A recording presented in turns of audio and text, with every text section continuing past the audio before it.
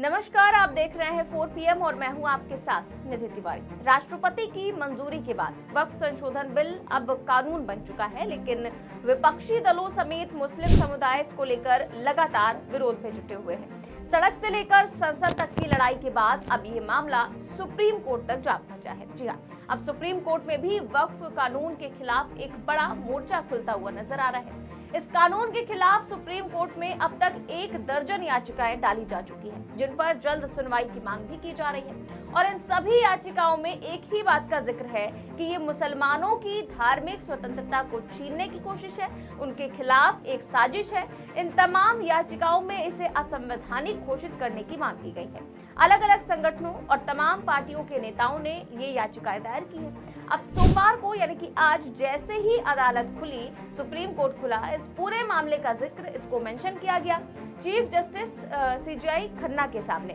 और इस मामले को मेंशन किया था वरिष्ठ वकील कपिल सिब्बल और अभिषेक मनु सिंघवी ने। दोनों ने कहा कि इस मामले पर जल्द से जल्द सुनवाई होनी चाहिए। इस पर CJI खन्ना ने भी आश्वासन दे दिया है।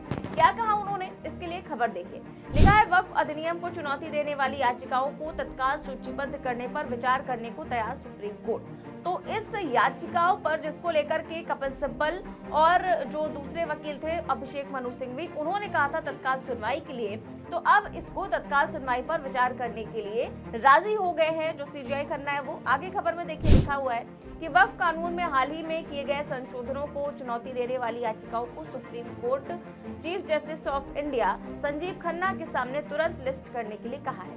सीनियर वकील कपिल सिब्बल ने इस बात की गुजारिश की है। जवाब में CJI ने वकील से पूछा कि क्या उन्होंने इस लेटर को ईमेल किया है, जिस पर उन्हें बताया गया कि ऐसा पहले ही किया जा चुका है। CJI खन्ना ने कहा कि ठीक है, मैं लेटर लूंगा और आज दोपहर जरूरी कार्रवाई करूंगा।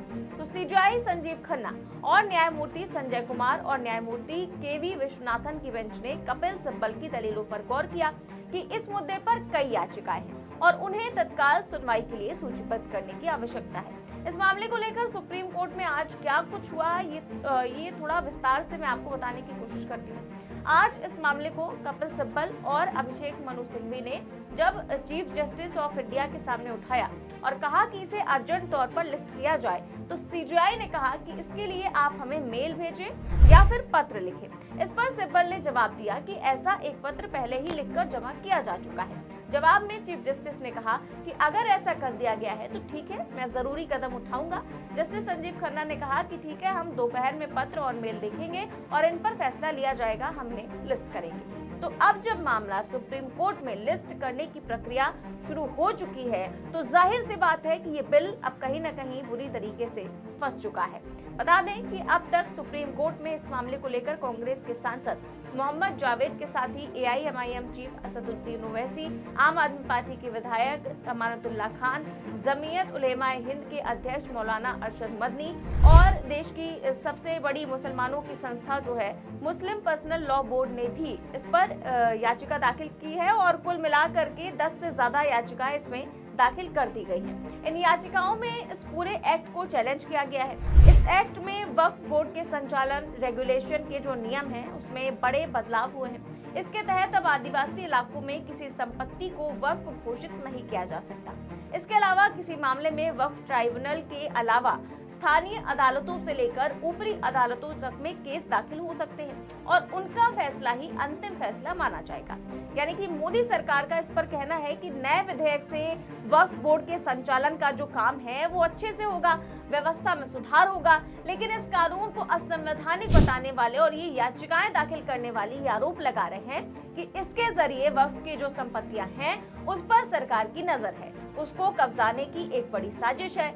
ऐसे में अब देखना ये होगा कि इस मामले पर देश की सबसे बड़ी अदालत का क्या रुख रहता है। वहीं जिन लोगों ने याचिकाएं दायर की हैं, उनके वकीलों का क्या कहना है, बयान सुनिए। देखिए, अगर कोई भी एक्ट अगर चैलेंज हुआ है, वक्फ एक्ट में ये है कि वक्फ के पास जो प्रॉपर्टी हो, बेईमानी की प्रॉपर्टी है, बेईनामी की प्रॉपर्टी है, that is issue different. But जब एक्ट चैलेंज हुआ है, एक्ट को तुरंत स्टे की मांग मेंशनिंग हम लोगों ने इसलिए किया है, श्री कपिल सिब्बल साहब ने भी इसलिए किया है क्योंकि नोटिफिकेशन के हिसाब से जैसे ही एक्ट भारत सरकार के गजट में पब्लिश होगा, तुरंत ही वो अपना प्रभाव में आ जाएगा, अपना काम करने लगेगा। और उसके बाद अगर 10 दिन बाद 12 दिन बाद जब मैटर लगेगा तो ये उसका प्रभाव कहां तक पहुंच जाएगा, उसको नल एंड वाइड करना कोर्ट के लिए थोड़ा सा वो होता है। इसलिए मेरी कोर्ट से रिक्वेस्ट है, ऑनरेबल चीफ जस्टिस से रिक्वेस्ट है कि इस मैटर को हो सके तो आज ही सुन लीजिए, लेकिन उसको ऑनरेबल चीफ जस्टिस ने कहा है कि लंच आवर में हम इसको एग्जामिन करेंगे, उसके बाद देखेंगे कि उसको किस कोर्ट में और कब लगाया जाए।